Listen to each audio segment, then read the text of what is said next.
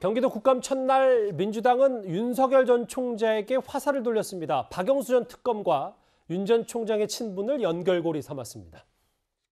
2011년 부산저축은행 부실 대출 사건에 대한 수사 과정에서 유독 대장동 대출 건만은 수사망에서 쏙 빠져버렸습니다. 1,100억이 넘는 이 부실 대출 문제가 그냥 넘어간 것입니다. 그때 변호사는 아시다시피 박영수 특검입니다. 이 박영수 특검과 윤석열 검사의 관계는 거의 일심 동체로 알려져 있을 만큼 박영수 사단의 핵심 인물이 윤석열입니다. 이 두 분은 중수부에서 만나서 특검 때도 같이 활동을 해서 박근혜 대통령 구속시키는데 일선에 섰던 검사가 윤석열, 박영수 특검입니다. 당장 박영수 특검 주변 100억 수수료 있는데 다 계좌 추적을 해보십시오.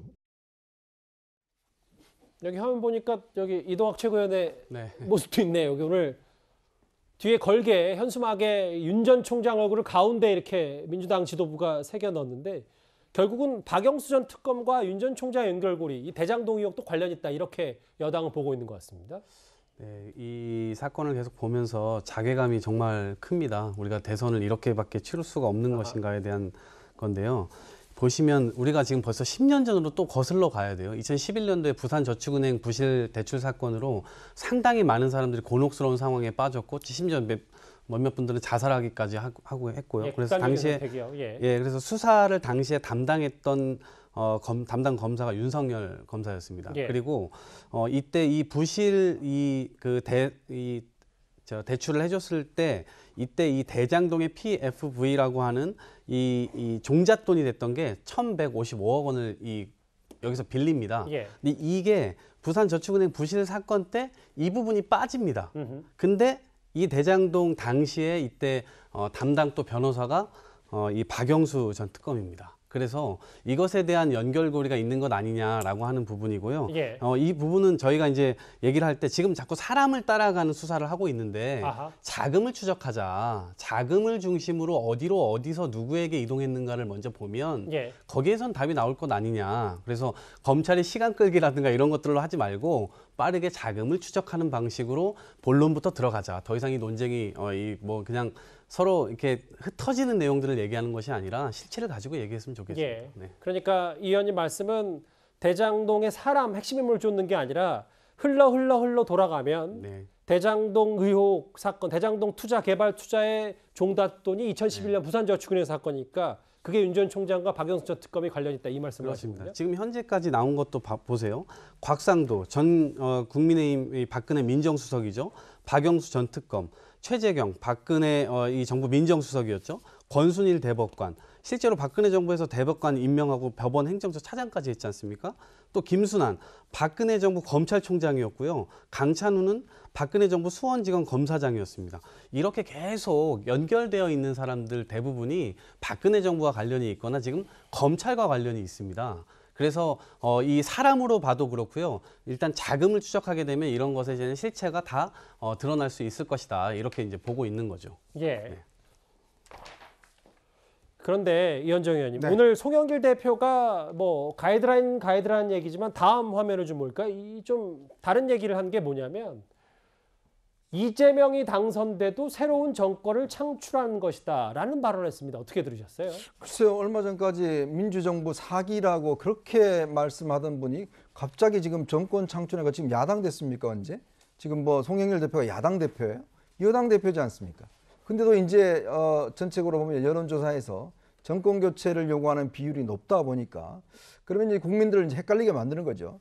자, 이재명 후보가 대통령이 되는 거는 결국 정권 교체의 성격이 있다. 이 새로운 정권이다. 그러면 지금까지 민주정부 3기하고 그 다음부터는 이제 이재명 정권 1기로 가는 건가요? 참 저는 이 부분을 정말 선거 경선 끝난 지 얼마 되지 않는데 본인들이 그동안 계속적으로 문재인 정권을 계승하겠다, 계승 발전시키겠다라고 이야기를 해놔놓고 이제 여론이 안 돌아가니까 당대표라는 분이 이게 새로운 정권 창출이다. 이거는 제가 볼 때 너무 우쭐한 거 아니겠습니까? 그렇다면 송영길 대표가 언제 이 정부에 대한 그런 비판을 한 적이 있나요? 정책에 대해서. 그리고 또 이재명 후보가 언제 이 정부에 대한 정책에 대해서 많은 비판을 한 적이 있습니까? 근데 지금 똑같이 이어받겠다는 거 아니겠습니까? 이 정책을 오히려 더 계속 발전시키겠다는 거 아니겠습니까? 그런 상황에서 지금 새로운 정권이다라고 이야기하는 거는 결국 국민들의 여러 가지 비판을 좀 비켜가기 위한 저는 꼼수 전략 아닌가 그렇게 보고 있습니다. 송영길 대표의 정권 교체 목소리 한번 직접 들어보겠습니다. 저는 이재명 후보가 당선되는 것도 새로운 정권을 창출하는 것이다. 문재인 대통령께서 다시 출마하는 게 아니잖아요.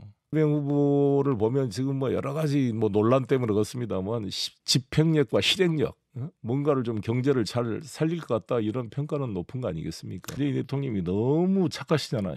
마음이 그 절차를 아주 중시하시고 좀 스타일이 좀 차이가 있는 거죠. 스타일이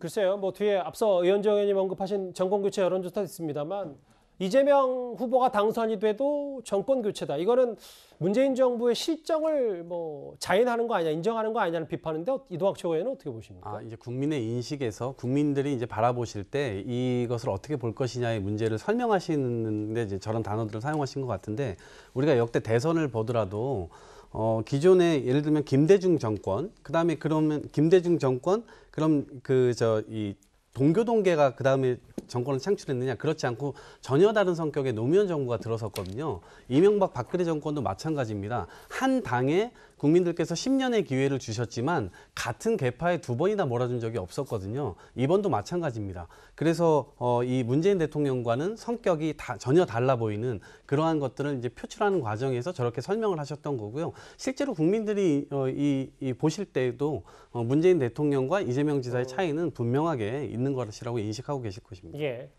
야당 대표의 이재명 지사 정권 교체 발언 얘기까지 만나봤습니다. 그러면 지금까지 들어온 여러분들의 목소리를 만나볼까요? 첫 번째 댓글입니다. 오늘 경기도 국감은 국민의힘의 완패다. 인정할 건 인정합시다. 라는 의견을 주셨어요. 예. 경기도 국정감사가 아니라 대선 후보 해명 회견장이네요. 라고 말씀을 하셨고요. 또 볼까요? 곡간지기가 도둑들 길러러 줘놓고 무죄랍니다. 이재명 지사 저렇게 비판하셨습니다. 역시 국감 관련 댓글들이 많네요. 또 볼까요? 돈 받은 자 곽성도 아들 범인이라는데 그 돈을 준 사람은 뭐죠? 라고 근본적인 의문을 제기하셨고요. 마지막 댓글 보겠습니다. 잘 나갈 땐 내가 계획, 잡혀갈 땐 모르는 사람.